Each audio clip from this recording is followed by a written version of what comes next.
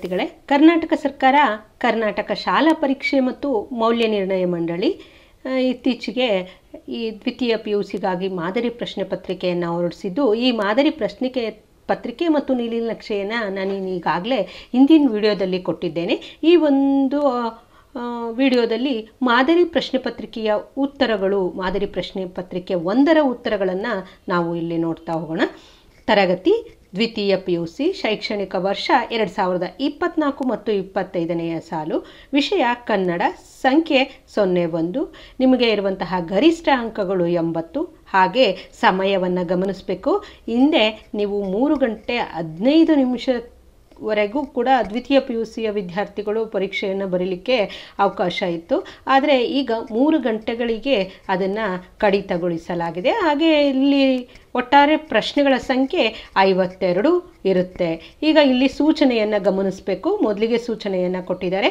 ಏನಂದರೆ, ಆ ವಿಭಾಗದಲ್ಲಿನ ಪ್ರಶ್ನೆಗಳಿಗೆ ಪ್ರಥಮವಾಗಿ ಬರೆದ ಉತ್ತರಗಳನ್ನು ಮಾತ್ರವೇ ಮೌಲ್ಯಮಾಪನದಲ್ಲಿ ಪರಿಗಣಿಸಲಾಗುವುದು. ಅಂದರೆ ನೀವು ಈ ಮಲ್ಟಿಪಲ್ ಚಾಯ್ಸ್ ಕ್ವಶನ್ ಇರ್ಬೋದು, ಫಿಲ್ ಇನ್ ದ ಬ್ಲ್ಯಾಂಕ್ಸ್ ಇರ್ಬೋದು, ಅಥವಾ ಹೊಂದಿಸಿ ಬರೆಯಿರಿ ಇರ್ಬೋದು, ಇವೆಲ್ಲವುಗಳಲ್ಲಿಯೂ ಕೂಡ ಕೆಲವರು ಏನು ಮಾಡ್ತಾರೆ ಅಂದರೆ, ಉತ್ತರಗಳು ಸರಿಯಾಗಿ ಗೊತ್ತಿಲ್ಲದೆ ಇರುವಾಗ ಅಥವಾ ಅದು ಇರಬಹುದು ಇದು ಇರಬಹುದು ಅನ್ನುವಂತಹ ಸಂಶಯಗಳು ಇದ್ದಾಗ ಏನು ಮಾಡ್ತಾರೆ ಅಂದರೆ, ಎರಡೆರಡು ಉತ್ತರಗಳನ್ನು ಬರೆದು ಇಟ್ಬಿಟ್ಟಿರ್ತಾರೆ. ಹೀಗಾಗಿ ಮೌಲ್ಯಮಾಪಕರಿಗೆ ಯಾವುದಕ್ಕೆ ಅಂಕವನ್ನು ಕೊಡಬೇಕು ಅನ್ನುವಂಥದ್ದು ಅವ್ರಿಗೂ ಕೂಡ ಕನ್ಫ್ಯೂಷನ್ ಆಗಿರುತ್ತೆ. ಹೀಗಾಗಿಯೇ ಒಂದು ಸೂಚನೆಯನ್ನು ಕೊಟ್ಟಿದೆ. ಯಾರು ಎರಡೆರಡು ಉತ್ತರಗಳನ್ನು ಬರೆದಿರ್ತಾರೆ, ಅದರಲ್ಲಿ ಮೊದಲು ಬರೆದಿರೋದನ್ನು ಮಾತ್ರ ನಾವು ಕನ್ಸಿಡರ್ ಮಾಡ್ತೀವಿ. ಆದರೆ ಎರಡನೆಯದು ಬರೆದಿದ್ರೂ ಅದು ಸರಿ ಇದ್ದರೂ ಕೂಡ ನಾವು ಕನ್ಸಿಡರ್ ಮಾಡೋದಿಲ್ಲ ಅನ್ನುವಂತಹ ರೀತಿಯಲ್ಲಿ ಈ ಒಂದು ಸೂಚನೆಯನ್ನು ಕೊಟ್ಟಿದ್ದಾರೆ. ನೋಡಿ, ಆ ವಿಭಾಗ ನಲ್ಲಿ ಕೆಳಗಿನ ಪ್ರಶ್ನೆಗಳಿಗೆ ನೀಡಿರುವಂತಹ ಉತ್ತರಗಳಲ್ಲಿ ಸರಿಯಾದದನ್ನು ಆರಿಸಿ ಬರೆಯಿರಿ ಅಂತ ಇದೆ. ಅಂದರೆ ಇಲ್ಲಿ ನಿಮಗೆ ಬಹು ಆಯ್ಕೆ ಪ್ರಶ್ನೆಗಳು 10 ಇರುತ್ತೆ. ಒಂದೊಂದು ಪ್ರಶ್ನೆಗಳಿಗೆ ಉತ್ತರಿಸಿದರೆ ಸರಿಯಾದಂತಹ ಉತ್ತರವನ್ನು ಬರೆದ್ರೆ ನಿಮಗೆ 1 ಅಂಕ ಲಭಿಸುತ್ತೆ. ಒಟ್ಟಾರೆ 10 ಅಂಕಗಳಿರುತ್ತೆ. ನಾನು ಇಲ್ಲಿ ಬಹು ಆಯ್ಕೆಗಳನ್ನು ನಾನು ಹೇಳಲ್ಲ, ಕೇವಲ ಯಾವುದು ಉತ್ತರ ಇರುತ್ತೋ ಅವುಗಳನ್ನು ಮಾತ್ರ ಇಲ್ಲಿ ಹೇಳ್ತಾ ಹೋಗ್ತೀನಿ. ಪ್ರಶ್ನೆ 1, ಯಾರನ್ನು ಕೊಲ್ಲುವುದಿಲ್ಲ ಎಂದು ವಿದ್ಯಾದೇವತೆ ಹೇಳಿತು? ಉತ್ತರ, ರಾಮ ಲಕ್ಷ್ಮಣರನ್ನು ಕೊಲ್ಲುವುದಿಲ್ಲ ಅಂತ ಹೇಳ್ಬಿಟ್ಟು ವಿದ್ಯಾದೇವತೆ ಹೇಳುತ್ತೆ. ಯಾರು ಅನ್ಯಲಿಂಗವನ್ನು ನೆನೆಯುವುದಿಲ್ಲ? ನೋಡಿ, ಉತ್ತರ, ಅಂಗದ ಮೇಲೆ ಯಾರು ಲಿಂಗವನ್ನು ಧರಿಸಿರ್ತಾರೋ ಅವರು ಅನ್ಯಲಿಂಗವನ್ನು ನೆನೆಯೋದಿಲ್ಲ. 3ನೇಯದು, ಹೆಣ್ಣು ಅರಿಬಕ್ಕೋ ಸುಗುವೆ ತಮ್ಮಣ್ಣನಾಜ್ಞೆಯ ಮೀರಿ ಕುಂತಿಯ ಚಿನ್ನ ಬದುಕಿನೆಂದು ನುಡಿವರು ಕುಜನರಾದವರು. ನೋಡಿ, ಈ ಪದ್ಯ ಭಾಗದಲ್ಲಿ ಬರುವ ಕುಂತಿಯ ಚಿನ್ನ ಯಾರು ಅನ್ನುವಂತಹದ್ದು ಇದು ಅಪ್ಲೈಡ್ ರೀತಿಯಲ್ಲಿರುವಂತಹ ಪ್ರಶ್ನೆ. ಇದನ್ನು ನೀವು ಸರಿಯಾಗಿ ಪದ್ಯವನ್ನು ಗಮನಿಸಿಬಿಟ್ಟು ಅದನ್ನು ಅರ್ಥೈಸಿಕೊಂಡು ಇದಕ್ಕೆ ಉತ್ತರವನ್ನು ಬರೀಬೇಕಾಗುತ್ತೆ. ಇಲ್ಲಿ ಏನು, ಇನ್ನೂ ಹುಟ್ಟದೇ ಇರಲಿ ನಾರಿಯರೆನ್ನವಲು ಅನ್ನುವಂತಹ ಒಂದು ಪದ್ಯ ಭಾಗವನ್ನು ಒಂದು ಪ್ಯಾರವನ್ನು ನಿಮಗೆ ಕೊಟ್ಟಿದ್ದಾರೆ. ಇದನ್ನು ಅರ್ಥೈಸ್ಕೊಂಡ್ಬಿಟ್ಟು ನೀವು ಸರಿಯಾದ ಉತ್ತರವನ್ನು ಆಯ್ಕೆ ಮಾಡ್ಕೊಂಡ್ಬಿಟ್ಟು ಬರೀಬೇಕಾಗುತ್ತೆ. ಇದು ಸೃಜನಾತ್ಮಕ ಮತ್ತು ವಿಶ್ಲೇಷಣೆಗೆ ಸಂಬಂಧಿಸಿದಂತಹ 1 ಅಂಕದ ಪ್ರಶ್ನೆ ಆಗಿರುತ್ತೆ. ಇಲ್ಲಿರುವಂತಹ ಕುಂತಿಯ ಚಿನ್ನ ಅಂದರೆ ಕುಂತಿಯ ಮಗ ಯಾರು ಅನ್ನುವಂಥದ್ದು ಉತ್ತರ ಭೀಮ. 4ನೆಯ ಪ್ರಶ್ನೆ, ಜಾಲಿಯ ರಸಸ್ವಾದ ಹೇಗಿರುತ್ತದೆ? ಜಾಲಿಯ ರಸಸ್ವಾದ ವಿಷದಂತಿರುತ್ತದೆ. ಯಾವುದು ಚಿಂತನದಿ ಮುಳುಗಿರಲಿ ಎಂದು ಕವಿಗಳು ಆಶಿಸುತ್ತಾರೆ? ಯಾರು? ಉತ್ತರ, ಮುಪ್ಪು ಅನ್ನುವಂಥದ್ದು ಚಿಂತನದಿ ಮುಳುಗಿರಲಿ ಅಂತ ಹೇಳ್ಬಿಟ್ಟು ಕವಿಗಳು ಆಶಿಸ್ತಾರೆ.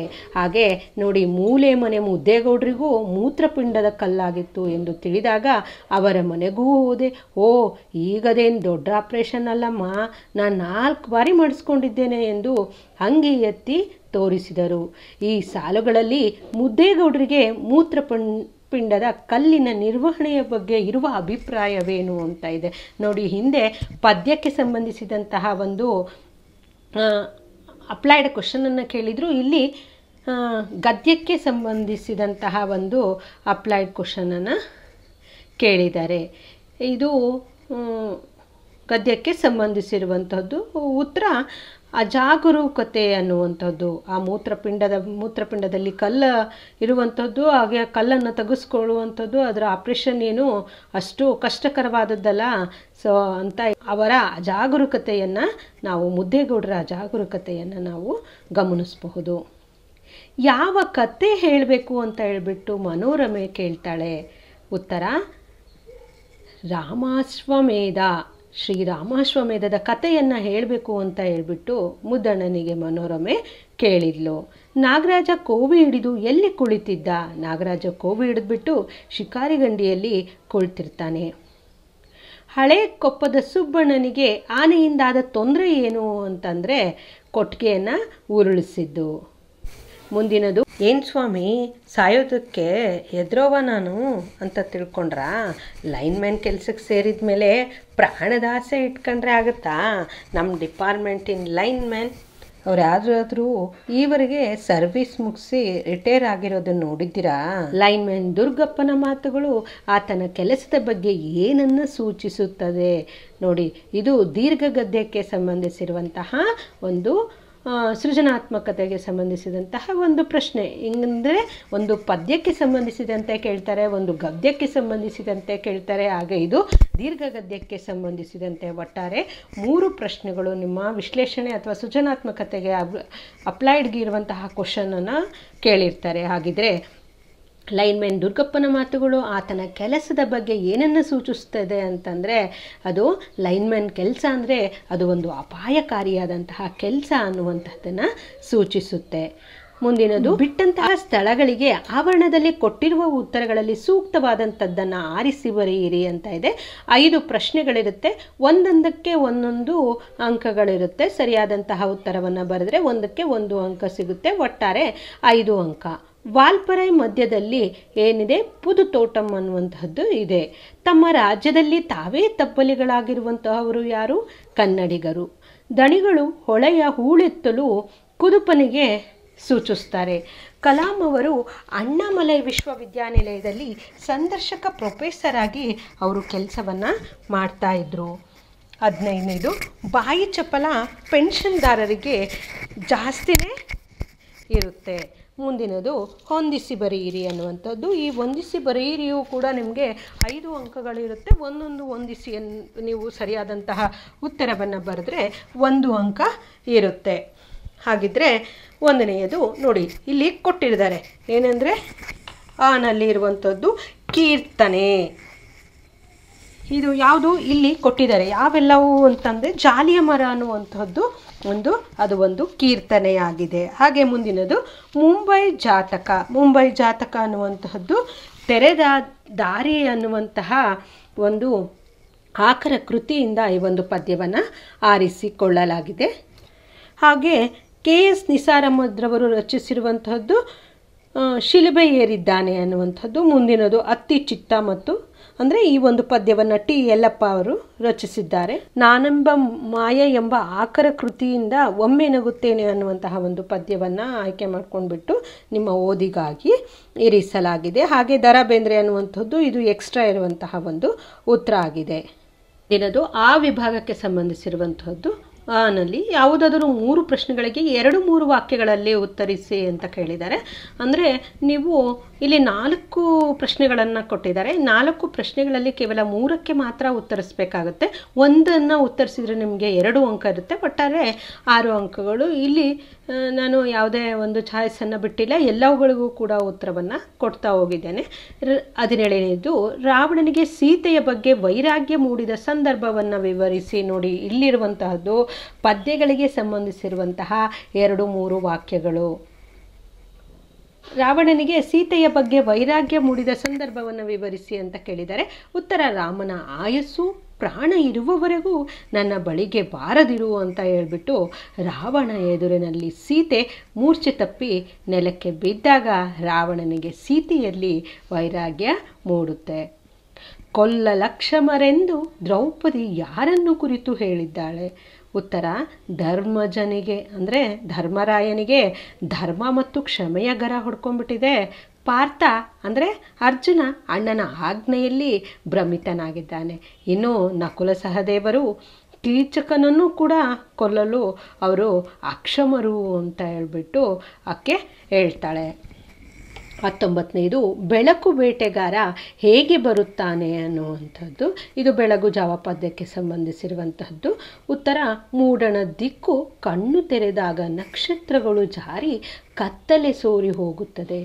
ಜೇನ್ನೊಣದ ಎದೆಗೆ ಮಾರ ಹೂಬಾಣ ಬಿಟ್ಟಂತೆ ಅವು ಹಾರಾಡುತ್ತವೆ. ಆಗ ಗುಡಿ ಗೋಪುರಗಳಿಗೆ ಬಲೆ ಬೀಸಿದಂತೆ ಬೆಳಕು ಬೇಟೆಗಾರ ಬರುತ್ತಾನೆ ಅಂತ ಹೇಳ್ಬಿಟ್ಟು ಇಲ್ಲಿ ಕವಿ ಹೇಳಿದ್ದಾರೆ. 20ನೆಯ ಪ್ರಶ್ನೆ, ಶಿಲುಬೆಗೇರಿದ ಯೇಸುವಿನ ದೇಹ ಯಾರಿಗೆ ಏನನ್ನು ಅನ್ನುವಂತಿದೆ ಅನ್ನುವಂಥದ್ದು. ಉತ್ತರ, ಶಿಲುಬೆ ಏರಿದ ಯೇಸುವು ಕೊಲೆಗಡುಕ ಬರಬ್ಬನ ವಕಾಲತ್ತು ವಹಿಸಿದ ಕಳ್ಳರೊಂದಿಗೆ ತನ್ನನ್ನು ಗಲ್ಲು ಶಿಕ್ಷೆಗೆ ಗುರಿ ಮಾಡಿದ ರೋಮನ್ ಯಾಜಕರನ್ನು ದೇವರು ಕ್ಷಮಿಸಲಿ ಅಂತ ಹೇಳ್ಬಿಟ್ಟು ಪ್ರಾರ್ಥಿಸುವಂತಿದೆ. ಮುಂದಿನದು ನಲ್ಲಿರುವಂತಹದ್ದು, ಯಾವುದಾದರೂ 2 ಪ್ರಶ್ನೆಗಳಿಗೆ 2-3 ವಾಕ್ಯಗಳಲ್ಲಿ ಉತ್ತರಿಸಿ ಅಂತ ಕೇಳಿದ್ದಾರೆ. ಇದು 2ಕ್ಕೆ ಮಾತ್ರ ಉತ್ತರಿಸಬೇಕು. ಇಲ್ಲಿಯೂ ಕೂಡ ನಿಮಗೆ 4 ಪ್ರಶ್ನೆಗಳನ್ನು ಕೊಟ್ಟಿದ್ದಾರೆ.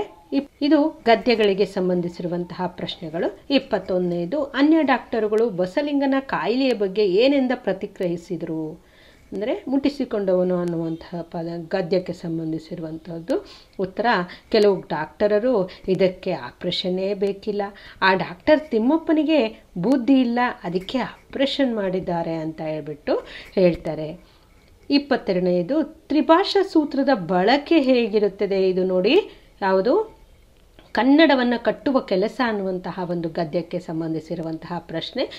ಉತ್ತರ, ಕೇಂದ್ರ ಸರ್ಕಾರದ ಕಚೇರಿಗಳ ಎಲ್ಲ ಸೂಚನೆಗಳ ಫಾರಂಗಳು, ಎಲ್ಲ ಬರವಣಿಗೆ ವ್ಯವಹಾರಗಳು ಕ್ರಮವಾಗಿ ಒಂದು ಪ್ರಾದೇಶಿಕ ಭಾಷೆ ಇರಬೇಕು, ಇಲ್ಲ ಹಿಂದಿ ಮತ್ತು ಇಂಗ್ಲಿಷ್ಗಳಲ್ಲಿರಬೇಕು ಅನ್ನುವಂಥದ್ದೇ ತ್ರಿಭಾಷಾ ಸೂತ್ರದ ಒಂದು ಬಳಕೆಯಾಗಿದೆ. 23ನೆಯ ಪ್ರಶ್ನೆ, ಕಲಾಂ ಅವರು ಬಂಡೆಗಳ ಬಸಿರಲ್ಲಿ ಕಂಡದ್ದೇನು ಅನ್ನುವಂತಹದ್ದು. ಉತ್ತರ, ಕಲಾಂ ಅವರೊಬ್ಬ ಶಿಲ್ಪಿ. ಬೇರೆಯವರಿಗೆ ಬಂಡೆಯಾಗಿ ಕಾಣಿಸಿದ್ದು ಕಲಾಂ ಅವರಿಗೆ ಅದರೊಳಗಿನ ಶಿವಶಕ್ತಿಯಾಗಿ ಕಾಣಿಸುತ್ತದೆ. ಕಗ್ಗಲ್ಲ ಬಂಜರು ನಾಡಿನಲ್ಲಿ ಬಂಡೆಗಳ ಬಸಿರಲಿ ಶಿವನ ನಿಹಿತವಾದಂತಹ ಶಕ್ತಿಯನ್ನು ಕಲಾಂ ಅವರು ಕಂಡರು.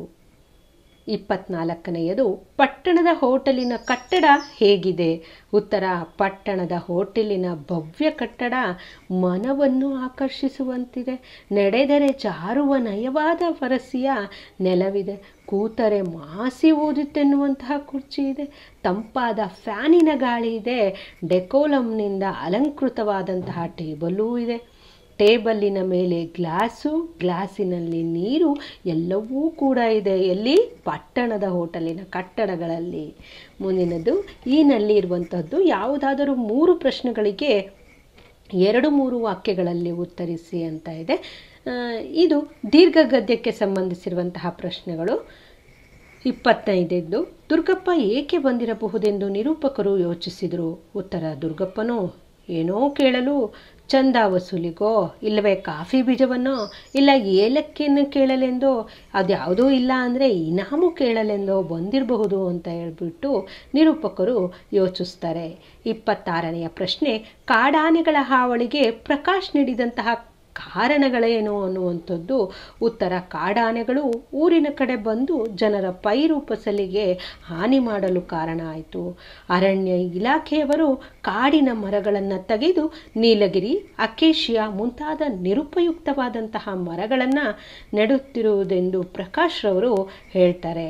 27ನೆಯ ಪ್ರಶ್ನೆ, ನಾಗರಾಜ್ ದುರ್ಗಪ್ಪನ ಮೇಲೆ ಏನೆಂದು ರೇಗಿದನು. ಉತ್ತರ, ಕೃಷ್ಣೇಗೌಡನ ಆನೆ ಮರ ಮುರಿದು ಬೀಳಿಸುತ್ತೆಂದು ಹೇಳಿಕೆ ಬರ್ಕೊಂಡು ಅದನ್ನು ಎಳ್ಕೊಂಡು ಬಂದು ಕಾರಿನ ಜೊತೆ ಕಟ್ಟಾಕಿ ಬರೆ ಹಾಕ್ಬಿಡ್ತೀನಿ.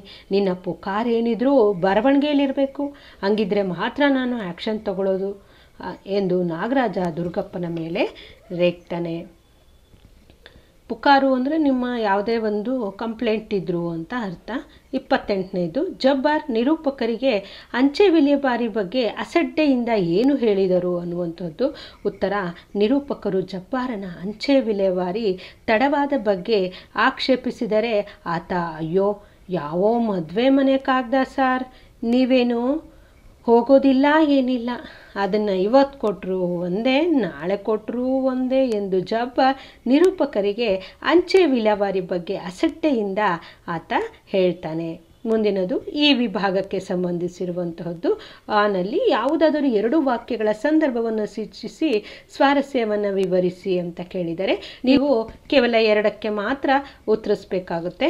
29ನೆಯ ಪ್ರಶ್ನೆ, ಜ್ಯೋತಿ ನಿನ್ಯಾರ ಹೋಲರ ಅನ್ನುವಂಥದ್ದು. ಇದು ಪದ್ಯಗಳಿಗೆ ಸಂಬಂಧಿಸಿರುವಂತಹ ಒಂದು ವಾಕ್ಯಗಳು. ಇವುಗಳಿಗೆ ಸಂದರ್ಭವನ್ನು ಸೂಚಿಸಿ ಸ್ವಾರಸ್ಯವನ್ನು ವಿವರಿಸಿದರೆ 3 ಅಂಕಗಳು ಇರುತ್ತೆ.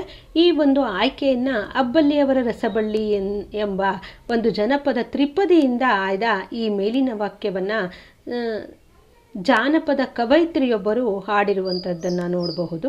ಸಂದರ್ಭವನ್ನು ನೋಡೋದಾದರೆ, ತನ್ನ ತಾಯಿಗಿಂತ ಹೆಚ್ಚಿನದು ಯಾವುದೂ ಇಲ್ಲ ಎಂಬುದನ್ನು ಹೇಳುವಂತಹ ಸಂದರ್ಭ ಇದಾಗಿದೆ. ಯಾರ ಜೊತೆಗಿದ್ರೂ ಅದು ತಾಯಿಯ ಇರುವಿಕೆಗೆ ಸರಿಸಾಟಿ ಇಲ್ಲ, ಆದ್ದರಿಂದಲೇ ತಾಯಿಗಿಂತ ಬಂಧುವಿಲ್ಲ ಎಂಬ ಮಾತು ಚಾಲ್ತಿಯಲ್ಲಿರುವಂಥದ್ದು. 1000 ಕೊಳ್ಳಿ ಒಲೆಯಲ್ಲಿ ಉರಿದರೂ ಅದು ಮನೆಯನ್ನು ಬೆಳಗುವಂತಹ ಜ್ಯೋತಿಗೆ ಸಮನಲ್ಲ. ಅದರಂತೆ ಯಾರ ಜೊತೆಗಿದ್ರೂ ಕೂಡ ತಾಯಿಯ ಜೊತೆಗಿದ್ದಂತೆ ಆಗದು ಎಂಬ ಅಭಿಪ್ರಾಯ ಇಲ್ಲಿ ವ್ಯಕ್ತವಾಗಿರುವಂತಹದ್ದನ್ನು ನೋಡಬಹುದಾಗಿದೆ. ಸ್ವಾರಸ್ಯವನ್ನು ನೋಡೋದಾದರೆ, ತವರಿನಲ್ಲಿ ತಾಯಿಯ ಇರುವಿಕೆಯ ಮಹತ್ವದ ಪಾತ್ರವನ್ನು ಇಲ್ಲಿ ತಿಳಿಸುತ್ತೆ. 30ನೇದು ಕುಳಿತು ಕೆಮ್ಮುವ ಪ್ರಾಣಿ ಅನ್ನುವಂಥದ್ದು ಆಯ್ಕೆ. ಪ್ರಸ್ತುತವಾದಂತಹ ಸಾಲನ್ನು ರಾಷ್ಟ್ರಕವಿ GS ಶಿವರುದ್ರಪ್ಪನವರ ತೆರೆದ ದಾರಿ ಕವನ ಸಂಕಲನದಿಂದ ಮುಂಬೈ ಜಾತಕ ಎಂಬ ಪದ್ಯ ಭಾಗದಿಂದ ಈ ಮೇಲಿನ ವಾಕ್ಯವನ್ನು ಆಯ್ಕೆ ಮಾಡಿಕೊಳ್ಳಲಾಗಿದೆ.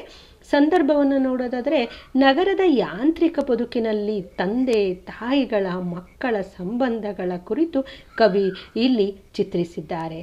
ನಗರದ ಅನಿವಾರ್ಯ ಹಾಗೂ ಸಮಯವಿಲ್ಲದೆ ಬದುಕಿನಲ್ಲಿ ತಂದೆ ತಾಯಿಗಳ ಜೊತೆಗೆ ಮಗು ಆನಂದದಿಂದ ಕಳೆಯುವ ಕ್ಷಣಗಳೇ ಇಲ್ಲ.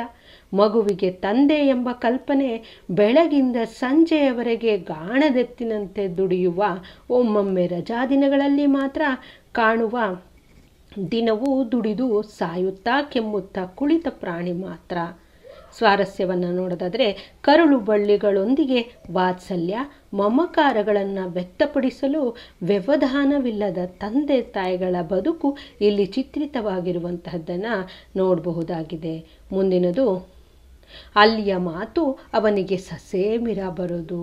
ಸಸೇಮಿರ ಅಂದರೆ ಏನೂ ಗೊತ್ತಿಲ್ಲ, ಏನೂ ಬರೋದೇ ಇಲ್ಲ, ಎಷ್ಟು ಬರೋದಿಲ್ಲ ಅಂತ ಅರ್ಥ. ಭಾಷೆ ಆಯ್ಕೆಯನ್ನು ನೋಡೋದಾದರೆ, ಶ್ರೀಮತಿ ಲಲಿತಾ ಸಿದ್ದಬಸವಯ್ಯ ಅವರು ರಚಿಸಿರುವಂತಹ ಒಂದು ಹೂ ಹೆಚ್ಚಿಗೆ ಇಡುತ್ತೀನಿ ಎಂಬ ಕವಿತೆಯಿಂದ ಈ ಮೇಲಿನ ವಾಕ್ಯವನ್ನು ಆಯ್ದುಕೊಳ್ಳಲಾಗಿದೆ. ಸಂದರ್ಭವನ್ನು ನೋಡೋದಾದರೆ, ಮುದುಕಿ ಇರುವುದು ಹಿರಿಯ ಮಗನ ಬಳಿ. ಸದ್ಯ ಅದು ಕನ್ನಡ ಪ್ರದೇಶ. ಆದರೆ ಮುದುಕ ಕಿರಿಮಗ ಸೊಸೆಯೊಂದಿಗೆ ದೂರದ ಅಸ್ಸಾಂನಲ್ಲಿದ್ದಾನೆ. ತಾನಾದರೂ ಇಲ್ಲಿ ಯಾರೂ ಮನೆಯಲ್ಲಿಲ್ಲದಾಗ ಅವರಿವರೊಂದಿಗೆ ಕನ್ನಡದಲ್ಲಿ ಮಾತನಾಡಿ ಬಾಯಿ ತುರುಕಿ ತಿರಿಸಿಕೊಳ್ಳಬಹುದು. ಆದರೆ ಮುದುಕನಿಗೆ ಅಸ್ಸಾಮಿ ಭಾಷೆ ಸ್ವಲ್ಪವೂ ಬಾರದು. ಹೀಗಾಗಿ ಆತನಿಗೆ ಮಾತೇ ಮರೆತು ಹೋಗಿದೆ ಎಂದು ಮುದುಕಿಯೊಂದಿಗೆ ಹೇಳಿಕೊಂಡಿದ್ದಂತಹ ಸಂದರ್ಭ ಇದಾಗಿದೆ. ಸ್ವಾರಸ್ಯವನ್ನು ನೋಡೋದಾದರೆ, ಮುದುಕನಿಗೆ ಅಲ್ಲಿಯ ಭಾಷೆ ಬಾರದೇ ಇರುವ ಕಾರಣ ತನ್ನ ಬಾಯಿ ಚಪಲವನ್ನು ತೀರಿಸಿಕೊಳ್ಳಲು ಹೆಂಡತಿಯೊಂದಿಗೆ ಮಾತನಾಡಲು ಗೋಗರಿಯುವಂತಹದ್ದು ಇಲ್ಲಿಯ ಒಂದು ಸ್ವಾರಸ್ಯಕರವಾಗಿರುವಂತಹದ್ದನ್ನು ನೋಡಬಹುದು. ಮುಂದಿನದು, ಯಾವುದಾದರೂ ಒಂದು ವಾಕ್ಯದ ಸಂದರ್ಭವನ್ನು ಸೂಚಿಸಿ ಸ್ವಾರಸ್ಯವನ್ನು ವಿವರಿಸಿ ಅಂತ ಕೇಳಿದರೆ 32ನೇದು, ಇದು ಗದ್ಯಗಳಿಗೆ ಸಂಬಂಧಿಸಿರುವಂತಹ ಒಂದು ಸಂದರ್ಭದ ವಾಕ್ಯಗಳು. ಹಾಡುವುದು ಅವುಗಳಿಗೆ ಅನಿವಾರ್ಯ, ಅವುಗಳ ಕರ್ಮ ಅನ್ನುವಂಥದ್ದು. ಆಯ್ಕೆಯನ್ನು ನೋಡೋದಾದರೆ, ಕೃಪಾಕರ ಸೇನಾನಿ ಮತ್ತು ಪುಟ್ಟಸ್ವಾಮಿ ಅವರು ರಚಿಸಿರುವಂತಹ ವಾಲ್ಪರೈ ಅಭಿವೃದ್ಧಿ ತಂದ ದುರಂತ ಎಂಬ ಲೇಖನದಿಂದ ಈ ಮೇಲಿನ ಒಂದು ವಾಕ್ಯವನ್ನು ಆರಿಸಿಕೊಳ್ಳಲಾಗಿದೆ. ಸಂದರ್ಭವನ್ನು ನೋಡೋದಾದರೆ, ಅಭಿವೃದ್ಧಿ ತಂದ ದುರಂತದ ಫಲವಾಗಿ ವಾಲ್ಪರೈನ ಎಷ್ಟೋ ಜೀವ ವೈವಿಧ್ಯಗಳು ಕಳೆದುಕೊಳ್ಳುವಂತಾಯಿತು. ಅವುಗಳಲ್ಲಿ ವಿಷಲಿಂಗ್ ಕ್ರಶ್ಗಳೆಂಬ ಹಾಡು ಹಕ್ಕಿಗಳೂ ಸೇರಿವೆ. ಕಾಡು ಕಣ್ಮರೆಯಾದ ಕಾರಣ ಅವೀಗ ಬದುಕುಳಿಯಲು ಕೊಳಚೆ ನೀರಿನ ಚರಂಡಿಗಳಲ್ಲಿ ವಾಸಿಸಬೇಕಾದಂತಹ ಪರಿಸ್ಥಿತಿಯನ್ನು ವಿವರಿಸ್ತಾ ಲೇಖಕರು ನೆಲೆ ಕಳೆದುಕೊಂಡವಿನಲ್ಲೂ ಮುಂಜಾನೆ ಬೇಗನೆ ಎದ್ದು ರಾಗವಾಗಿ ಹಾಡುವುದನ್ನು ಬಿಡದ ಹಾಡು ಹಕ್ಕಿಗಳ ಬಗ್ಗೆ ವಿವರಿಸ್ತಾ ಹಾಡುವುದು ಅವುಗಳಿಗೆ ಅನಿವಾರ್ಯ, ಅವುಗಳ ಕರ್ಮ ಎಂದಿದ್ದಾರೆ. ಸ್ವಾರಸ್ಯವನ್ನು ನೋಡೋದಾದರೆ, ವಾಲ್ಪರೆ ಪ್ರದೇಶ ದುರಂತದಲ್ಲಿ ನಲುಗುತ್ತಿರುವಂತಹ ಪಕ್ಷಿ.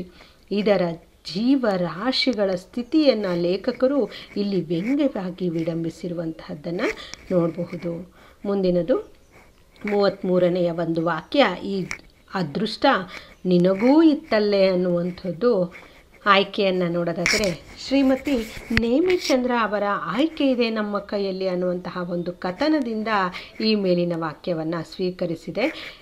ಲೇಖಕಿಯು ಈ ಮೇಲಿನ ಮಾತನ್ನು ತಮ್ಮ ಸಹಪಾಠಿ ಸೀತಾಳನ್ನು ಉದ್ದೇಶಿಸಿ ಹೇಳಿರುವಂತಹದ್ದನ್ನು ನೋಡಬಹುದು. ಸಂದರ್ಭವನ್ನು ನೋಡೋದಾದರೆ, ಲೇಖಕಿಯು ಚೆನ್ನಾಗಿ ಓದಿ ಇಂಜಿನಿಯರ್ ಆಗಿ ಸ್ವಂತ ಮನೆಯನ್ನು ಕೊಂಡಿದ್ದನ್ನು ಕಂಡು ಅವರ ಗೆಳತಿ ಸೀತಾ ನೀನು ಬಿಡೆ ತುಂಬ ಅದೃಷ್ಟವಂತೆ ಎಂದಾಗ ಅದಕ್ಕೆ ಉತ್ತರಿಸುತ್ತಾ ಈ ಮೇಲಿನ ಮಾತನ್ನು ಹೇಳುತ್ತಾರೆ.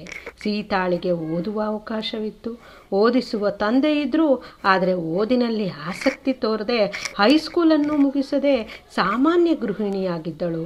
ಅದನ್ನು ನೆನಪಿಸುತ್ತಾ ಲೇಖಕಿಯು ಈ ಅದೃಷ್ಟ ನಿನಗೂ ಇತ್ತಲ್ಲೇ ಎಂದು ಪ್ರಶ್ನಿಸಿದ್ದಾರೆ.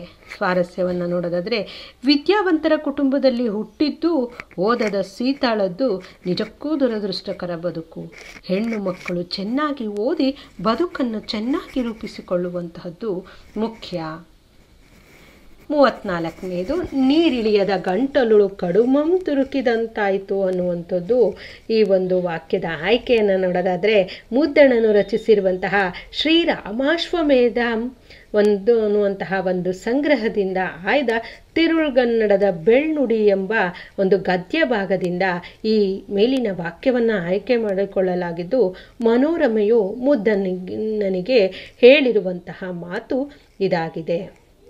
ಸಂದರ್ಭವನ್ನು ನೋಡೋದಾದರೆ, ಮುದ್ದಣ್ಣನು ಮನೋರಮೆಗೆ ಕತೆ ಹೇಳಲೆಂದು ಶ್ರೀಮತ್ ಸುರೇಂದ್ರ ನರೇಂದ್ರ ಮುನೀಂದ್ರ ಫಣೀಂದ್ರ ಮಣಿ ಮುಕ್ಕುಟ ತಾಟ ಘಟಿತ ಎಂದು ಕ್ಲಿಷ್ಟವಾದಂತಹ ಭಾಷೆಯನ್ನು ಪ್ರಯೋಗಿಸಿದಾಗ ಅದನ್ನು ತಡೆದು ಮನೋರಮೆಯು ಈ ಮೇಲಿನಂತೆ ಹೇಳ್ತಾಳೆ, ನಿನ್ನ ಕ್ಲಿಷ್ಟವಾದ ಭಾಷೆ ನನಗೆ ಅರ್ಥವಾಗುತ್ತಿಲ್ಲ.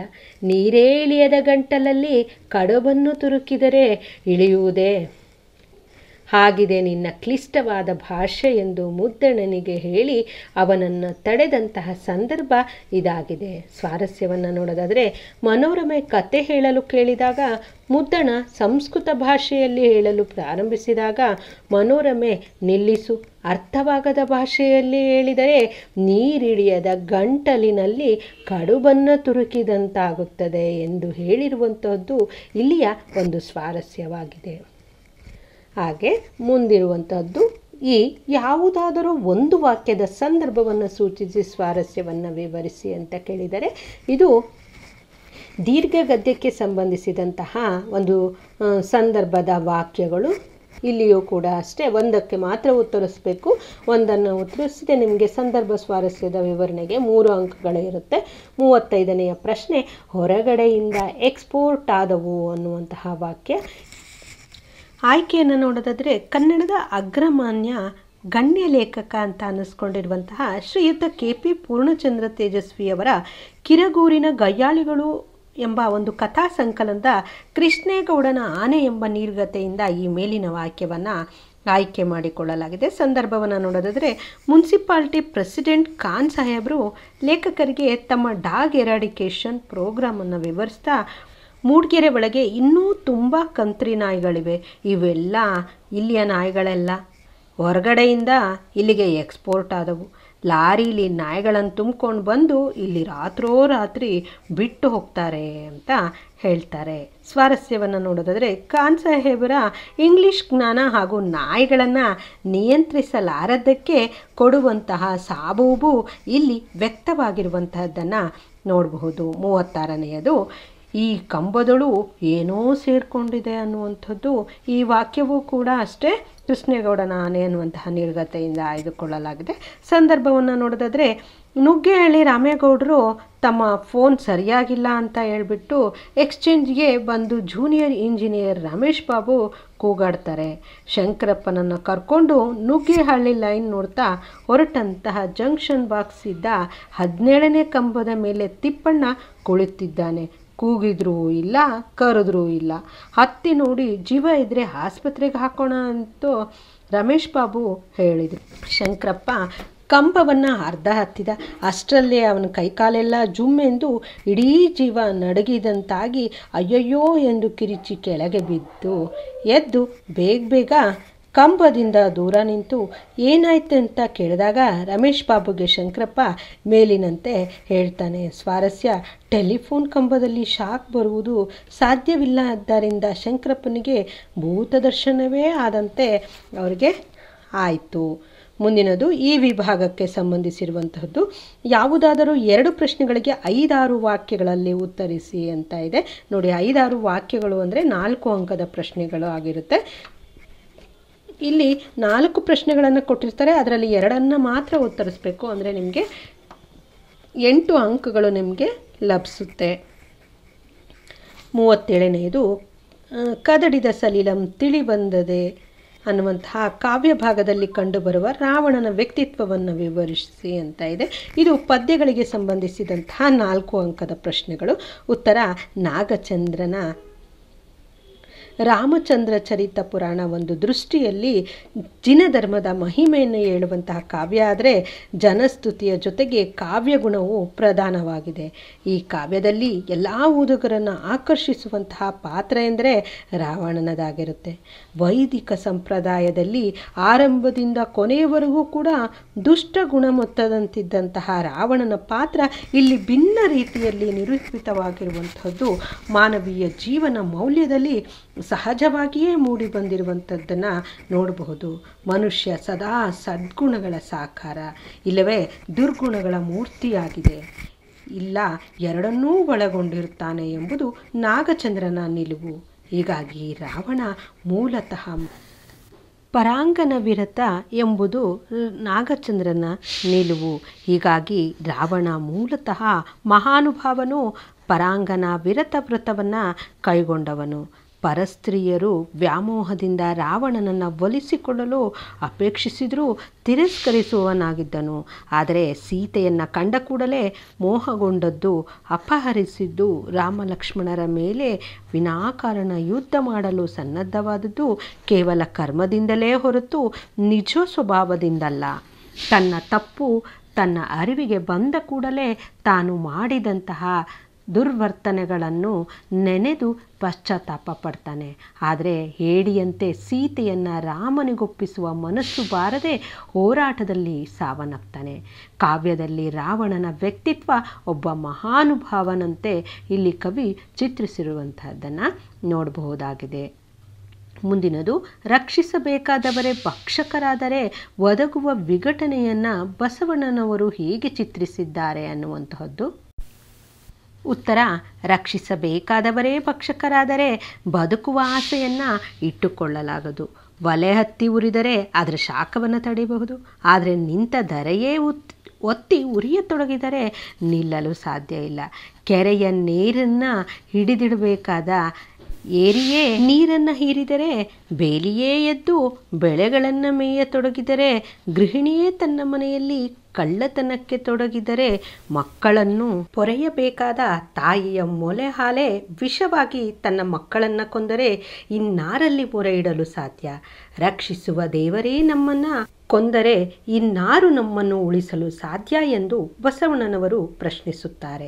ಮುಂದಿನದು 39ನೆಯ ಪ್ರಶ್ನೆ, ದ್ರೌಪದಿ ಅವಮಾನಕ್ಕೊಳಗಾದ 3 ಪ್ರಸಂಗಗಳನ್ನು ವಿವರಿಸಿ ಅಂತ ಕೇಳಿದರೆ ಉತ್ತರ, ಇನ್ನು ಹುಟ್ಟದೇ ಇರಲಿ ನಾರಿಯರೆನ್ನವಲು ಎಂಬ ಕಾವ್ಯಭಾಗದಲ್ಲಿ ದ್ರೌಪದಿಯು ತನಗಾದ 3 ಅವಮಾನದ ಪ್ರಸಂಗಗಳನ್ನು ಭೀಮನೆದುರು ಪ್ರಸ್ತಾಪಿಸ್ತಾಳೆ. ಅವುಗಳಲ್ಲಿ ಮೊದಲನೆಯದು, ಜೂಜಿನಲ್ಲಿ ಯುಧಿಷ್ಠಿರ ಸೋತಾಗ ಒತ್ತೆಯಾಳಾದ ದ್ರೌಪದಿಯನ್ನು ದುರ್ಯೋಧನ ತುಂಬಿದ ಸಭೆಗೆ ಎಳೆತರಿಸಿ ದುಶ್ಯಾಸನನಿಂದ ವಸ್ತ್ರಾಪರಣ ಮಾಡಿಸಿರ್ತಾನೆ. ದುಶ್ಯಾಸನನು ತಾಯಿ ಸಮಾನಳಾದ ಅತ್ತಿಗೆಯಾದ ದ್ರೌಪದಿಯ ಮುಂದೆಲೆಯನ್ನು ಹಿಡಿದೆಳೆದು ತಂದು ಅವಮಾನಿಸಿರ್ತಾನೆ. ಎರಡನೆಯದು, ವನವಾಸದ ಅವಧಿಯಲ್ಲಿ ದುಶ್ಯಳೆಯ ಗಂಡನಾದ ಜಯದ್ರಥ ಅಥವಾ ಸೈಂಧವನು ದ್ರೌಪದಿಯನ್ನು ಅಪಹರಿಸ್ಕೊಂಡು ಹೋಗಿ ಅವಮಾನಿಸಿರ್ತಾನೆ. ಇನ್ನು ಮೂರನೆಯದು, ಕೀಚಕನು ರಾಜಸಭೆಯಲ್ಲಿಯೇ ದ್ರೌಪದಿಯನ್ನು ಅವಳ ಗಂಡಂದಿರೆದುರೇ ಎಡಗಾಲಿನಿಂದ ಒದ್ದು ಬೀಳಿಸಿ ಅವಮಾನಿಸಿರ್ತಾನೆ. ಈ 3 ಅವಮಾನಗಳು ದ್ರೌಪದಿಯ ಸಂಕಟ, ನೋವು, ದುಃಖಗಳಿಗೆ ಕಾರಣ ಆಗಿರ್ತವೆ. ಮುಂದಿನದು 40ನೆಯ ಪ್ರಶ್ನೆ. ಈ ಕೆಳಗಿನ ಪದ್ಯಭಾಗವನ್ನು ಅರ್ಥೈಸಿಕೊಂಡು ಕೇಳಿರುವ ಎಲ್ಲ ಪ್ರಶ್ನೆಗಳಿಗೆ ಉತ್ತರಿಸಿ ಅಂತ ಕೇಳಿದರೆ, ಉಣದಿರ್ಪ ದನಮಿರ್ದೊಡೇನು ಸುತನಿರ್ದೆ ಮುಪ್ಪಿನಲ್ಲಾಗದ ಒಣಗಲ್ ಪೈರ್ಗೆ ಬಾರದಿರ್ದ ಮಳೆ ತಾಂ ಬಂದೇ ನಾಪತ್ತಿನೋಳ್ ಮಣಿದು ನೋಡದ ಬಂಧುವೇತಕ್ಕೆ ಎಣಿಸಲ್ ಕಾಲೋಚಿತ ಕೈದಿದ ತೃಣವೇ ಪರ್ವತವಲ್ಲವೇ ಹರಹರ ಶ್ರೀ ಚೆನ್ನಸೋಮೇಶ್ವರ ಅನ್ನುವಂಥದ್ದು ನೋಡಿ. ಇದು ಪಗೆಯಂಬಾಲಕನೆಂಬನೆ ಅನ್ನುವಂತಹ ಒಂದು ಪದ್ಯಭಾಗವನ್ನು ಕೊಟ್ಟಿದ್ದಾರೆ. ಈ ಒಂದು ಪದ್ಯಭಾಗವನ್ನು ನೀವು ಅರ್ಥೈಸ್ಕೊಂಡು ಅದಕ್ಕೆ ಉತ್ತರವನ್ನು ಬರೀಬೇಕಾಗುತ್ತೆ. 1 ಅಂಕದ 2 ಪ್ರಶ್ನೆಗಳನ್ನು ಕೊಟ್ಟಿದ್ದಾರೆ, ಹಾಗೆ 2 ಅಂಕದ 1 ಪ್ರಶ್ನೆಯನ್ನು ಕೊಟ್ಟಿದ್ದಾರೆ. ಇದು ನಿಮಗೆ ಒಂದು ಅಪ್ಲೈಡ್ ಕ್ವಶನ್ ಆಗಿರುತ್ತೆ. ಪ್ರಶ್ನೆ, ಬೆಳೆಗೆ ಮಳೆ ಯಾವಾಗ ಬೇಕು ಅನ್ನುವಂಥದ್ದು ಇದು 1 ಅಂಕದ ಪ್ರಶ್ನೆ. ಉತ್ತರ, ಬೆಳೆಗೆ ಮಳೆ ಸಕಾಲದಲ್ಲಿ ಆಗಬೇಕು. ಬೆಳೆ ಬೆಳೀತಾ ಇರಬೇಕಾದ್ರೆ ಮಳೆ ಬರಬೇಕು. ಆದರೆ ಒಣಗ್ತಿರುವಂತಹ ಸಮಯದಲ್ಲೇ ಬರಬೇಕೇ ಹೊರತು ಸಂಪೂರ್ಣವಾಗಿ ಒಣಗಿದ ಮೇಲೆ ಬಂದರೆ ಯಾವುದೇ ಉಪಯೋಗ ಆಗೋದಿಲ್ಲ. ಮುಂದಿನದು, ಈ ಪದ್ಯದ ಕವಿಯ ಅಂಕಿತ ಯಾವುದು ಅಂತ ಇದೆ. ಅಂದರೆ ಪಗೆಯಂಬಾಲಕನೆಂಬನೆ ಅನ್ನುವಂತಹ ಒಂದು ಪದ್ಯವನ್ನು ರಚಿಸಿದಂತಹವರು ಪುಲಿಗೆರೆ ಸೋಮನಾಥರು. ಈ ಪುಲಿಗೆರೆ ಸೋಮನಾಥ ಅವರ ಅಂಕಿತನಾಮ ಹರಹರ ಶ್ರೀ ಚೆನ್ನಸೋಮೇಶ್ವರ ಅನ್ನುವಂಥದ್ದು. ಮುಂದಿನ ಒಂದು ಪ್ರಶ್ನೆ, ಸಮಯೋಚಿತಕ್ಕಾದ ಹುಲ್ಲು ಕಡ್ಡಿಯೂ ಕೂಡ ಪರ್ವತಕ್ಕೆ ಸಮಾನ ಎಂಬ ಹೇಳಿಕೆಯನ್ನು ಸಮರ್ಥಿಸಿ ಅಂತ ಕೇಳಿದರೆ ಇದು 2 ಅಂಕದ ಪ್ರಶ್ನೆ. ಕಷ್ಟ ಕಾಲದಲ್ಲಿ ಒಂದು ಹುಲ್ಲು ಕೊಡ್ಡಿಯಷ್ಟು ಸಹಾಯ ದೊರೆತರೂ ಅದು ಪರ್ವತದಷ್ಟು ದೊಡ್ಡದೆಂಬುದನ್ನು ಕವಿ ಇಲ್ಲಿ ವಿವರಿಸ್ತಾರೆ. ಸಹಾಯ ಚಿಕ್ಕದಿರಲಿ ದೊಡ್ಡದಿರಲಿ, ಆದರೆ ಪ್ರಮಾಣ ಮುಖ್ಯವಲ್ಲ. ಸಕಾಲಕ್ಕೆ ಒದಗುವಂತಹ ಸಹಾಯವು ಎಲ್ಲದಕ್ಕಿಂತಲೂ ದೊಡ್ಡದು. ಅದಕ್ಕೆ ಬೆಲೆ ಕಟ್ಟಲಾಗದು. ಚಿಕ್ಕ ಪುಟ್ಟ ಸಹಾಯಗಳು ನಮಗೆ ಭರವಸೆಯನ್ನು ತುಂಬುತ್ತವೆ.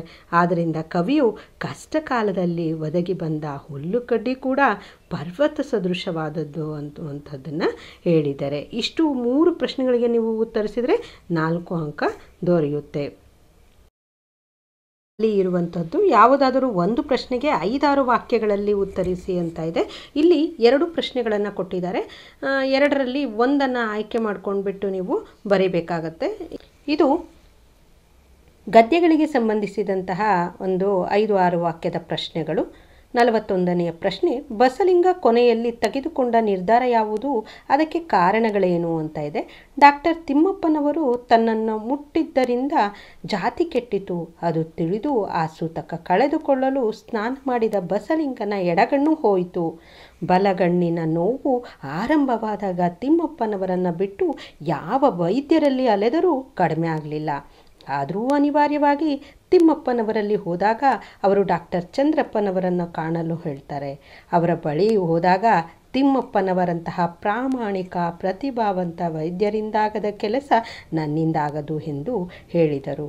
ಆಗ ತನ್ನ ಉಡಾಫೆ, ಸುಳ್ಳು, ಜಾತಿ, ಮಠದ ಗುರು ಯಾರೂ ತನ್ನ ಕಣ್ಣು ಉಳಿಸುವುದಿಲ್ಲ ಎಂಬುದನ್ನು ನಿಶ್ಚಯವಾಗುತ್ತೆ.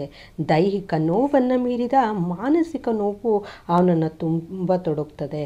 ಡಾಕ್ಟರ್ ತಿಮ್ಮಪ್ಪನವರ ಮಿಂಚಿನಂತಹ ಬೆರಳುಗಳು, ಪ್ರೀತಿ ತುಂಬಿದ ಮುಖ ನೆನಪಾಗ್ತವೆ. ತನ್ನ ಹೊಲ, ಎತ್ತುಗಳು, ತನ್ನ ಗದ್ದೆಯ ವಾರೆಯಲ್ಲಿರುವ ಮಾವಿನ ಮರ, ಪಾರಿಜಾತದ ಹೂವು ಎಲ್ಲ ನೆನಪಾದವು. ಈ ಎಲ್ಲ ಕಾರಣಗಳಿಂದ ಬಸಲಿಂಗ ಡಾಕ್ಟರ್ ತಿಮ್ಮಪ್ಪನವರಲ್ಲಿ ನೇರವಾಗಿ ಹೋಗುವಂತಹ ನಿರ್ಧಾರವನ್ನು ಮಾಡ್ತಾರೆ. ಚಿನ್ನಮ್ಮನ ಕುಟುಂಬ ಹೊಳೆಯ ಬಗ್ಗೆ ಅಸಹನೆ ಹೊಂದಬಾರದೆಂದು ಲೇಖಕಿ ಬಯಸುವುದೇಕೆ ವಿವರಿಸಿ ಅಂತ ಕೇಳಿದರೆ ಉತ್ತರ, ಆಗಾಗ ಅಷ್ಟಿಷ್ಟು ತೆಂಗಿನಕಾಯಿ, ಸೌದೆ, ಕಟ್ಟಿಗೆಗಳನ್ನು ತಂದು ಬೀಳಿಸುತ್ತಿಲ್ಲವೇ. ಆಟಿ, ಸೋಣೆ, ಮಳೆಗಾಲದಲ್ಲಿ ಅಲ್ಲೆಲ್ಲಿಂದ ಪಾತ್ರೆ, ಪಗಡಿ, ಸೌದೆ, ಕಟ್ಟಿಗೆ, ಕೋಳಿ, ಕುರಿ, ಏಣಿ, ದೋಣಿ, ರೀಪು, ಪಕ್ಕಾಸು ಹೊತ್ತು ತಂದು ಚಿನ್ನಮ್ಮ ಕುದುಪರ ಮಡಲಿಗೆ ಸುರಿಯುವುದು ಮಾಮೂಲಾಗಿತ್ತು. ಅವರ ಕುಟುಂಬದ ಜೊತೆ ಈ ಒಳಗೆ ಇಷ್ಟೊಂದು ಒಡನಾಟವಿದೆ. ಆದ್ದರಿಂದ ಚಿನ್ನಮ್ಮನ ಕುಟುಂಬ ಹೊಳೆಯ ಬಗ್ಗೆ ಅಸಹನೆ ಹೊಂದಬಾರದು ಅನ್ನುವಂಥದ್ದು ಲೇಖಕಿಯವರು ಬಯಸ್ತಾರೆ. ಯಾವುದಾದರೂ ಒಂದು ಪ್ರಶ್ನೆಗೆ 5-6 ವಾಕ್ಯಗಳಲ್ಲಿ ಉತ್ತರಿಸಿ ಅಂತ ಇದೆ. ಇದು ದೀರ್ಘ ಗದ್ಯಕ್ಕೆ ಸಂಬಂಧಿಸಿರುವಂಥದ್ದು. ಒಂದನ್ನು ಮಾತ್ರ ಬರೀಬೇಕು. 2 ಕೊಟ್ಟಿದ್ದಾರೆ ಇಲ್ಲಿ ನಿಮಗೆ. ಒಂದನ್ನು ಬರೆದ್ರೆ 4 ಅಂಕ ಇರುತ್ತೆ. 43ನೆಯ ಪ್ರಶ್ನೆ, ಡ್ರೈವರ್ ಅಬ್ಬಾಸ್ ಮತ್ತು ಕ್ಲೀನರ್ ಕೃಷ್ಣನ ಸಾವಿಗೆ ಕೃಷ್ಣೇಗೌಡರ ಆನೆ ಕಾರಣವೇ ವಿವರಿಸಿ ಅಂತ ಕೇಳಿದರೆ ಉತ್ತರ, ಡ್ರೈವರ್ನ ಹೆಣ ಕಂಡು ಎಲ್ಲರೂ ಗಾಬರಿಯಾದರು. ಮುಂದೇನು ಮಾಡುವುದೆಂದು ತೋಚದೆ ಮಂಕಾಗಿ ನಿಂತ್ಕೊಳ್ತಾರೆ. ಲಾರಿಯಲ್ಲಿ ತಂದಿದ್ದೇ ಕಳ್ಳನಾಟ. ಪೊಲೀಸರಿಗೆ ಇದು ತಿಳಿದರೆ ಎಲ್ಲ ಕ್ರಮಬದ್ಧವಾಗಿ ಮಾಡಬೇಕಾಗುತ್ತೆ. ಕಳ್ಳನಾಟದ ದಂಧೆ ಹೊರ ಬರ್ತದೆ. ಲಾರಿಯನ್ನೂ ಆನೆಯನ್ನು ಸೀಸ್ ಮಾಡ್ತಾರೆ. ಸಾಮಿಲ್ಲಿಗೆ ಬೀಗ, ಮಾವುತ ಕ್ಲೀನರ್ ಇಬ್ಬರಿಗೂ ಕೈಕೋಳ. ವೇಲಾಯುಧನನ್ನು ಶಿವೇಗೌಡರು ಬೈತಾರೆ. ಅವನು ತಾನೂ ಕುಡಿದಿರಲಿಲ್ಲ, ಆನೆ ಕುಡಿದಿತ್ತು ಅಂತ ಹೇಳಿ ಅದ್ರ ಮೇಲೆ ಅಪರಾಧವನ್ನು ಎತ್ತಾಕ್ಬಿಡ್ತಾರೆ. ಬೆಳಗ್ಗೆ ನೋಡಬೇಕಾದ್ರೆ ಲಾರಿ ಸರಿಯಾಗೇ ನಿಂತಿತ್ತು. ಈ ವಾರ್ತೆ ಬರೀ ಪಿಸು ಮಾತಿನಲ್ಲೇ ಮುಕ್ತಾಯವಾಗ್ತದೆ. ಯಾರೂ ದೂರು ಕೊಡದ ಕಾರಣ ಯಾರ ಮೇಲೂ ಕಾನೂನು ಕ್ರಮ ಜಾರಿಯಾಗಲಿಲ್ಲ. ಡ್ರೈವರ್ನ ಹೆಣವನ್ನು ಮರದ ಹೊಟ್ಟಿನೊಳಗೆ ಹಾಕಿ ಆಗಾಗ ಬೆಂಕಿ ಕೊಟ್ಟು ಬೂದಿ ಮಾಡಿಬಿಡ್ತಾರೆ. ಮುಂದಿನ ಪ್ರಶ್ನೆ 44ನೇದು, ತನ್ನ ಆನೆಯ ಬಗ್ಗೆ ಕೃಷ್ಣೇಗೌಡರಲ್ಲಿ ಬೇಸರ ಮೂಡಲು ಕಾರಣಗಳೇನು ಅಂತ ಇದೆ. ಉತ್ತರ, ಕೃಷ್ಣೇಗೌಡರ ಆನೆಯಿಂದ ತನಗಾಗುತ್ತಿರುವಂತಹ ಕಿರುಕುಳಕ್ಕೆ ರೋಸಿ ಹೋಗಿದ್ದ. ಹಿಂದೊಮ್ಮೆ ಮನೆಗೆ ಲಕ್ಷ್ಮಿ ಬಂದ ಹಾಗಾಯಿತು ಅಂತ ತಿಳಿದಿದ್ದ. ಈಗ ಅದಕ್ಕೆ ಸಂಪೂರ್ಣ ವ್ಯತಿರಿಕ್ತವಾಗಿತ್ತು, ಅಂದರೆ ಅದಕ್ಕೆ ವಿರುದ್ಧವಾಗುವಂತೆ ಯೋಚಿಸ್ತಾ ಇದ್ದ. ಊರಿನಲ್ಲಿ ನಡೆಯುವ ಎಲ್ಲ ಅಹಿತಕರ ಘಟನೆಗಳಿಗೆ, ದುರಂತ, ಅನಾಹುತ, ಸಾವುಗಳಿಗೆ ಆನೆಯೇ ಕಾರಣ ಎನ್ನುವಂತಾಗ್ಬಿಟ್ಟಿತ್ತು. ಹಿಂದೊಮ್ಮೆ ಮಠದವರು ಅದನ್ನು ಯಾರಿಗಾದರೂ ದಾಟಿಸಿದಂತೆ ತಾನೂ ದಾಟಿಸ್ಬೇಕು ಅಂತ ಯೋಚಿಸ್ತಾನೆ. ಆದರೆ ಯಾರಿಗೆ ಮಾರೋದು ಅಂತ ಅವನಿಗೆ ಚಿಂತೆ ಆಗುತ್ತೆ. ಸರ್ಕಸ್ ಕಂಪನಿಗಳು ಪಾಪ ಎದ್ದೋಗ್ಬಿಟ್ಟಿದ್ದಾವೆ. ಜಗದ್ಗುರುಗಳೆಲ್ಲ ಪಲ್ಲಕ್ಕಿಯಲ್ಲಿ ಆನೆಯ ಮೇಲೆ ಅಂಬಾರಿ ರೀತಿಯಲ್ಲಿ ಹೋಗೋದನ್ನು ಬಿಟ್ಟು ಅವರೆಲ್ಲ ಅಡ್ಡ ಪಲ್ಲಕ್ಕಿ ಇಲ್ವೇ ಬೆಂಚ್ ಕಾರ್ಗಳಲ್ಲಿ ಓಡಾಡ್ತಾ ಇದ್ದಾರೆ. ಸರ್ಕಾರದ ಬೀಗಿ ಧೋರಣೆ ಮತ್ತು ಲಂಚದ ಕಾಟದಿಂದ ಮರದ ವ್ಯಾಪಾರಿಗಳು ಸುಸ್ತಾಗಿ ಹೋಗಿ ಕಾಡಿಗೆ ಅಟ್ಟಿ ಬಿಡೋಣ ಅಂತ ಅಂದರೆ ಅದು ಊರಿನ ಆನೆ. ಆತನಿಗೆ ಆನೆ ಕುತ್ತಿಗೆಗೆ ಕಟ್ಟಿಕೊಂಡ ಕಲ್ಲು ಗುಂಡಿನಂತೆ ಭಾಸವಾಯಿತು. ಮುನ್ಸಿಪಲ್ ಮೀಟಿಂಗ್ನಲ್ಲಿ ಗಂಗಾಧರ, ನಾಗರಾಜನ ಜೊತೆಗೆ ವಿದ್ಯುತ್, ಟೆಲಿಫೋನ್ನವರೆಲ್ಲರೂ ಆನೆಯ ಮೇಲೆಯೇ ಪುಕಾರುಗಳನ್ನು ಧ್ವನಿಗೂಡಿಸಿದರು. ಈ ಎಲ್ಲ ಕಾರಣದಿಂದ ಕೃಷ್ಣೇಗೌಡನಲ್ಲಿ ಆನೆಯ ಬಗ್ಗೆ ಬೇಸರ ಮೂಡಿಬಿಡುತ್ತೆ. ಇನ್ನು ಕೊನೆಯದಂತೂ ಮೇನು ಉ ವಿಭಾಗಕ್ಕೆ ಸಂಬಂಧಿಸಿರುವಂಥದ್ದು ಭಾಷಾಭ್ಯಾಸ. ಈ ಕೆಳಗಿನ ಪ್ರಶ್ನೆಗಳಲ್ಲಿ ಯಾವುದಾದರೂ 4ಕ್ಕೆ ಸೂಚನೆಗನುಗುಣವಾಗಿ ಉತ್ತರಿಸಿ ಅಂತ ಕೇಳಿದ್ದಾರೆ. ಅಂದರೆ ಇಲ್ಲಿ 6 ಮೇನ್ಗಳನ್ನು ಕೊಟ್ಟಿದ್ದಾರೆ ನಿಮಗೆ. ಆ 6 ಪ್ರಶ್ನೆಗಳಲ್ಲಿ ನೀವು 4ಕ್ಕೆ ಮಾತ್ರ ಉತ್ತರಿಸಬೇಕು. 4ಕ್ಕೆ ಉತ್ತರಿಸಿದರೆ ಒಂದೊಂದಕ್ಕೆ ನೀವು ಉತ್ತರಿಸಿದರೆ 2 ಅಂಕ ಇರುತ್ತೆ. ಹೀಗೆ 4ಕ್ಕೆ ಉತ್ತರಿಸಿದರೆ 8 ಅಂಕ ಲಭಿಸಿರುತ್ತೆ. ಹಾಗೆ ಒಂದೊಂದು ಪ್ರಶ್ನೆಗೂ ಕೂಡ ನಿಮಗೆ ಸೂಚನೆಯನ್ನು ಕೊಟ್ಟಿದ್ದಾರೆ. ವ್ಯಾಕರಣಾಂಶಗಳಿವು. 45ನೇ ಪ್ರಶ್ನೆ, ಕೆಳಗಿನ 2 ಶಬ್ದಗಳಿಗೆ ತದ್ಭವ ರೂಪ ಬರೆಯಿರಿ ಅಂತ ಕೇಳಿದರೆ. ನೋಡಿ, ಯಾವಾಗಲೂ ಕೂಡ ಇಲ್ಲಿ ಕೊಟ್ಟಿರುವಂತಹ 3 ಸಾಧ್ಯವಾದಷ್ಟು 3ಕ್ಕೆ ಉತ್ತರಿಸೋದಕ್ಕೆ ಪ್ರಯತ್ನ ಪಡಿ. ಯಾಕೆಂದರೆ ಒಂದು ಯಾವುದಾದ್ರೂ ತಪ್ಪಾದ್ರೂ ಕೂಡ ಇನ್ನೊಂದಕ್ಕೆ ಅಂಕ ಬರುವಂತಹ ಚಾನ್ಸಸ್ಸು ಇರುತ್ತೆ. ಹೀಗಾಗಿ 3ಕ್ಕೂ ಉತ್ತರಿಸಲಿಕ್ಕೆ ಪ್ರಯತ್ನ ಪಡಿ.